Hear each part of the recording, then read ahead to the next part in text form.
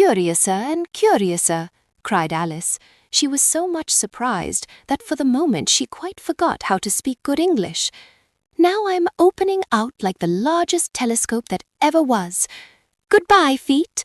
For when she looked down at her feet, they seemed to be almost out of sight. They were getting so far off. "Oh, my poor little feet. I wonder who will put on your shoes and stockings for you now, dears.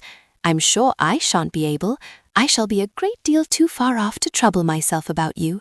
You must manage the best way you can." "But I must be kind to them," thought Alice, "or perhaps they won't walk the way I want to go. Let me see. I'll give them a new pair of boots every Christmas." And she went on planning to herself how she would manage it.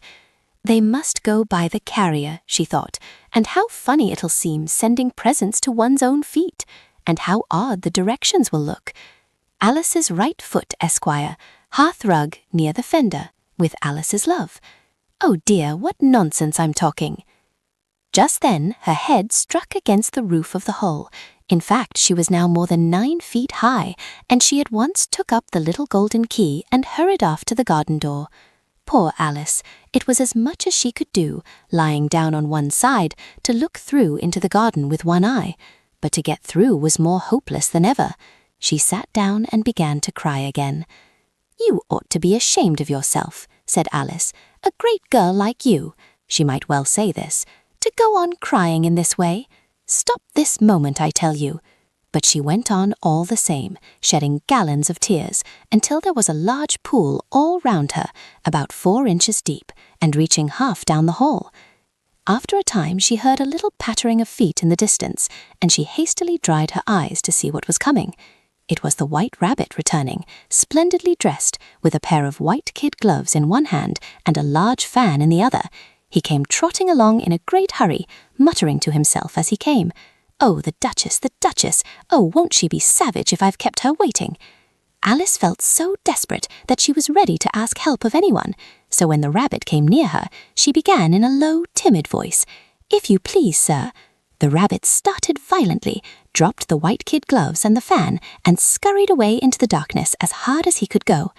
Alice took up the fan and gloves, and as the hall was very hot, she kept fanning herself all the time she went on talking.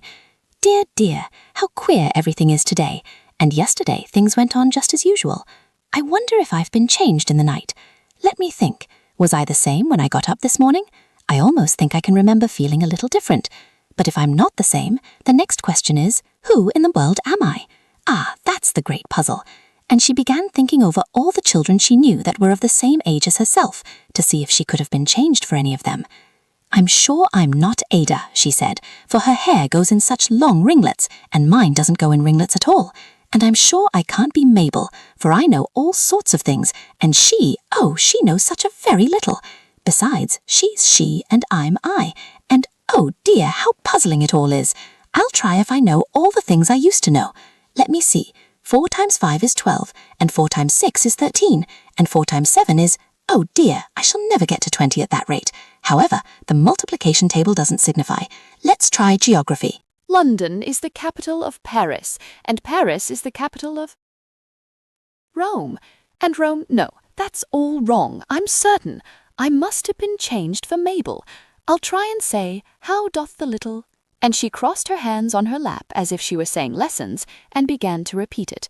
But her voice sounded hoarse and strange, and the words did not come the same as they used to do.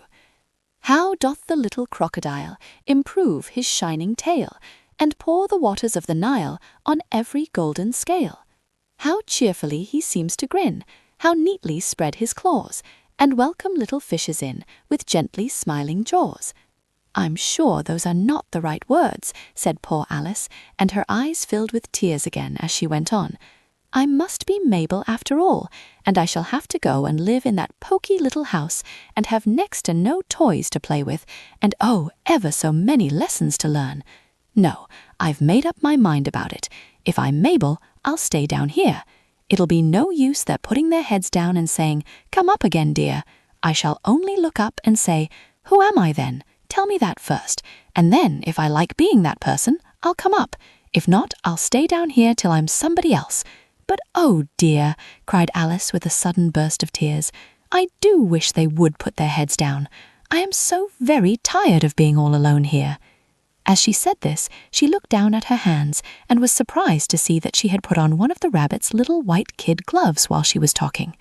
"How can I have done that?" she thought. "I must be growing small again."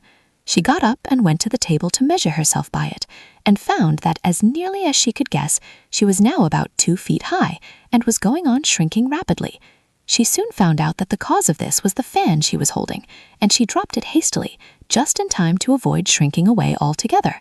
"That was a narrow escape," said Alice, a good deal frightened at the sudden change, but very glad to find herself still in existence.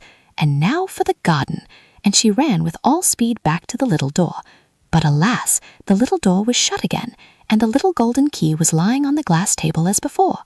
"And things are worse than ever," thought the poor child, "for I never was so small as this before, never, and I declare it's too bad that it is."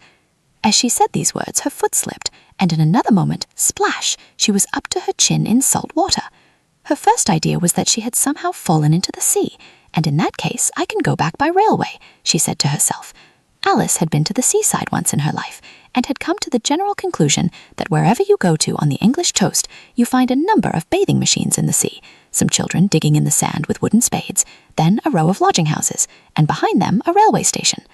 However, she soon made out that she was in the pool of tears she had wept when she was 9 feet high. "I wish I hadn't cried so much," said Alice as she swam about, trying to find her way out. "I shall be punished for it now, I suppose, by being drowned in my own tears. That will be a queer thing, to be sure. However, everything is queer today."